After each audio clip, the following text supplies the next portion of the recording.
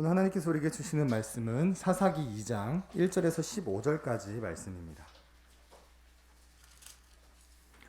사사기 2장 1절에서 15절까지 말씀입니다. 구약성경 361쪽에 기록되어 있습니다. 사사기 2장 1절에서 15절까지 말씀 함께 교독하시겠습니다.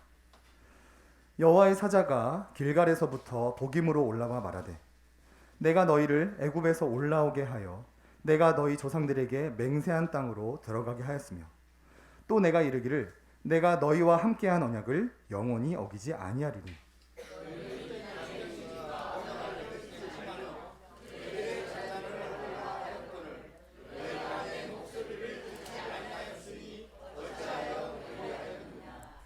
그러므로 내가 또 말하기를 내가 그들을 너희 앞에서 쫓아내지 아니하리니 그들이 너희 옆구리에 가시가 될 것이며 그들의 신들이 너희에게 올무가 되리라 하였노라.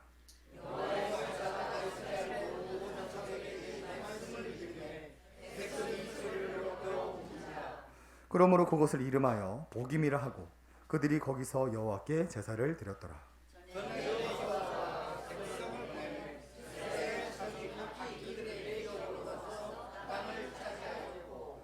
백성이 여호수아가 사는 날 동안과 여호수아 뒤에 생존한 장로들 곧 여호와께서 이스라엘을 위하여 행하신 모든 큰 일을 본 자들이 사는 날 동안에 여호와를 섬겼더라.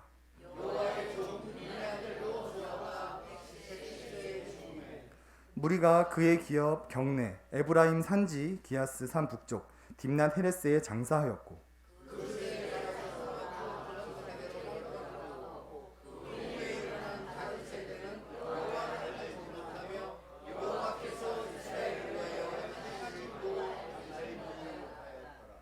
이스라엘 자손이 여호와의 목전에 악을 행하여 바알들을 섬기며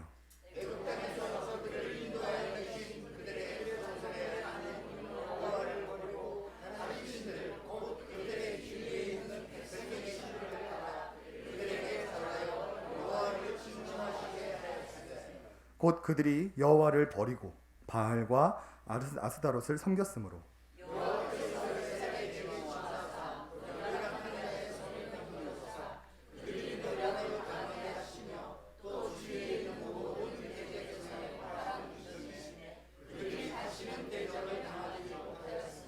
함께 읽겠습니다. 그들이 어디로 가든지 여호와의 손이 그들에게 재앙을 내리시니 곧 여호와께서 말씀하신 것과 같고 여호와께서 그들에게 맹세하신 것 같아서 그들의 괴로움이 심하였더라. 아멘. 2021년도에 다음과 같은 통계 자료가 발표되었습니다. 화면을 띄워주시겠어요? 2030년에 주일학교 90%가 사라질 것이다 라는 통계 자료가 비관적으로 발표가 되었습니다. 전 세계를 강타한 코로나 팬데믹과 저출산 문제 그리고 교회 붕괴 등등이 겹치게 되면서 7년 뒤 2030년이 되면 90% 정도 되는 교회 주일학교가 사라질 것이다 라는 통계 자료가 발표되었습니다. 이미 주변 교회들만 봐도 청년들이 모이지 않는 교회 주일학교가 정상적으로 운영되지 않는 교회들이 참 많습니다. 통계 자료가 나온 지 2년밖에 채 지나지 않았지만 이미 주일학교가 많이 사라져 버리고 말았습니다. 이러한 시대에 우리의 소망교회는 무엇을 어떻게 해야 우리 주일학교를 지켜내고 다음 세대를 신앙의 대를 잇는 교회를 세울 수 있을까요? 그 해답이 오늘 본문 사사기 2장에 기록되어 있습니다. 오늘 이 시간 다음 세대를 잃어버리고 다른 세대를 세운 이스라엘 모습을 우리가 함께 살펴보면서 반면교사 삼아 다른 세대가 아닌 다음 세대를 세우는 그런 예수만교회로 세워져 가기를 원합니다. 먼저 결론부터 말씀드리면 다음과 같습니다. 우리 10절을 함께 읽어보겠습니다. 시작. 사람도 다 그 조상들에게로 돌아갔고 그 후에 일어난 다른 세대는 여호와를 알지 못하며 여호와께서 이스라엘 위하여 행하신 일도 알지 못하였더라. 오늘 본문에서는 조상들이 죽고 난 뒤 그 후에 다른 세대가 일어났다고 말하는데요.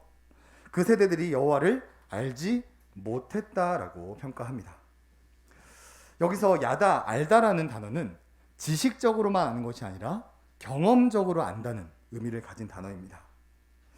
출애굽기 1세대들은 홍해를 건너고 만나와 메추라기를 먹고 불기둥과 구름기둥을 보면서 하나님의 살아계심을 직접 경험하였습니다.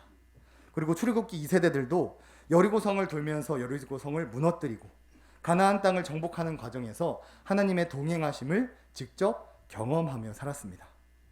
하지만 가나안 땅을 정복한 후에 태어난 출애굽기 3세대들은 하나님의 살아계심을 알지 못했고 경험하지 못했습니다. 1절 말씀을 제가 읽겠습니다. 여호와의 사자가 길갈에서부터 복임으로 올라와 말하되 내가 너희를 애굽에서 올라오게 하여 내가 너희의 조상들에게 맹세한 땅으로 들어가게 하였으며 또 내가 이르기를 내가 너희와 함께한 언약을 영원히 어기지 아니하리니. 신학적으로 말하면 출애굽기 1세대들과 2세대들은 하나님의 언약을 경험하였습니다. 내가 너희와 함께 한 언약을 영원히 어기지 아니하리니. 하나님과 아브라함이 언약을 맺었습니다. 땅을 주겠다, 민족을 주겠다, 복을 주겠다. 그 언약을 하나님께서 신실하게 이루어 가시는 것을 출애굽기 1세대, 2세대들은 직접 경험을 하였습니다. 그래서 시대가 지남에도 불구하고 그들은 믿음을 지켜낼 수 있었죠. 7절을 보시면 백성이 여호수아가 사는 날 동안과 여호수아 뒤에 생존한 장로들 곧 여호와께서 이스라엘을 위하여 행하신 모든 큰 일을 본 자들이 사는 날 동안에 여호와를 섬겼더라. 하나님의 살아계심과 하나님의 언약을 직접 경험한 사람들은 시대가 지나도 불구하고 믿음을 지키며 살았습니다. 하지만 하나님의 살아계심을 경험하지 못한 자들은 곧 여호와를 버리고 세상을 향해 뛰쳐나가 버리게 됩니다. 10절에서 12절 말씀을 제가 읽겠습니다. 그 세대의 사람도 다 그 조상들에게로 돌아갔고 그 후에 일어난 다른 세대는 여호와를 알지 못하며 여호와께서 이스라엘을 위하여 행하신 일도 알지 못하였더라. 이스라엘 자손이 여호와의 목전에 악을 행하여 바알들을 섬기며 애굽 땅에서 그들을 인도하여 내신 그들의 조상들의 하나님 여호와를 버리고 다른 신들 곧 그들의 주위에 있는 백성의 신들을 따라 그들에게 절하여 여호와를 진노하게 하였으되. 하나님의 살아계심을 직접 경험한 출애굽기 1세대들과 2세대들이 죽고 난 후에 다른 세대, 여호와를 알지 못하고 경험하지 못하는 세대가 세워버렸습니다.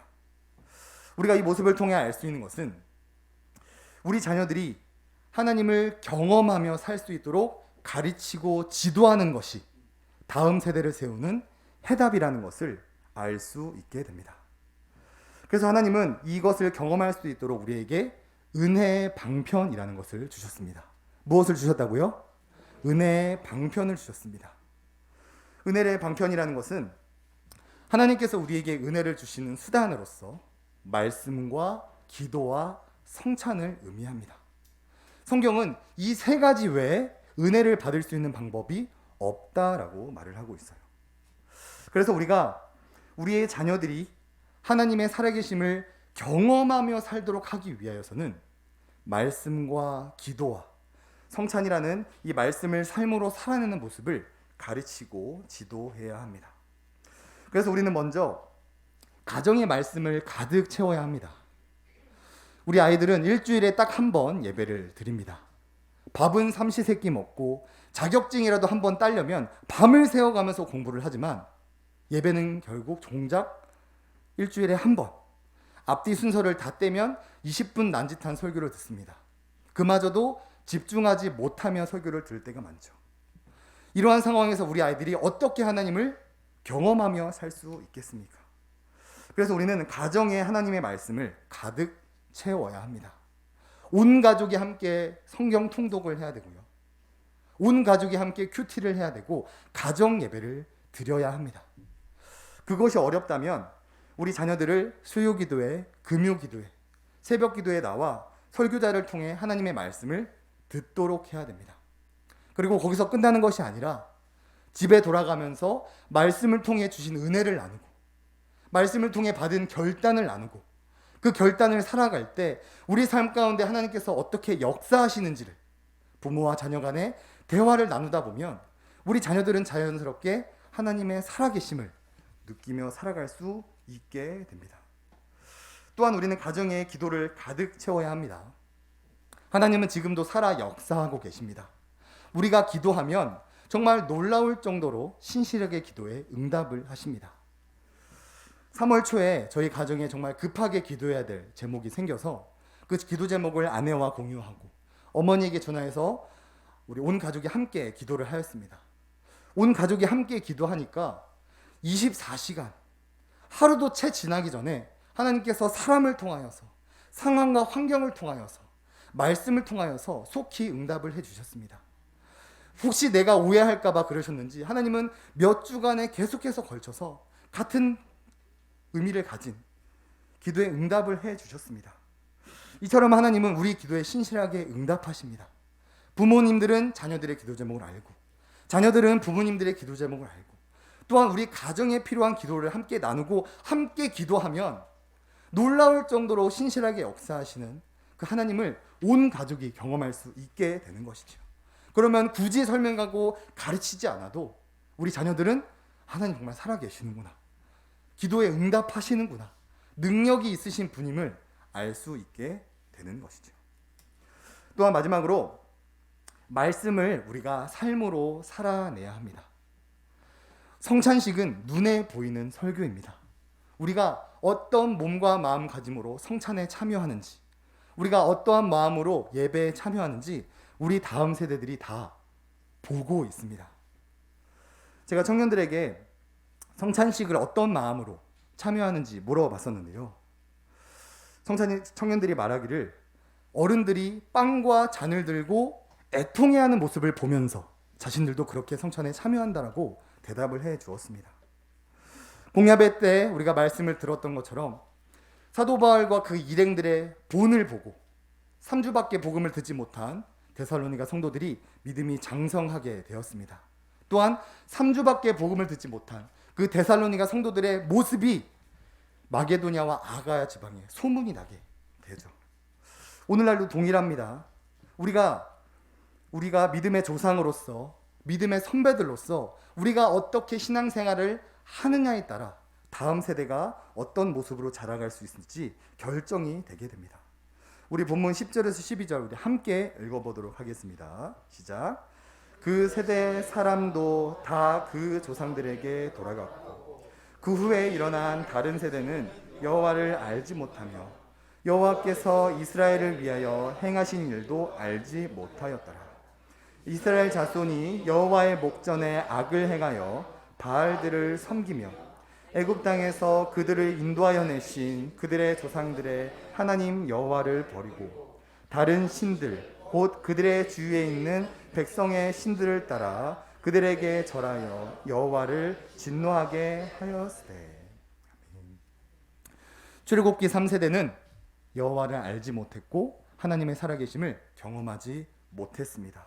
그 결과 다음 세대가 세워진 것이 아니라 다른 세대가 세워져 버렸고 그들은 여호수아가 죽자마자, 출애굽기 2세대들이 죽자마자 세상을 향해 뛰쳐나가 버립니다.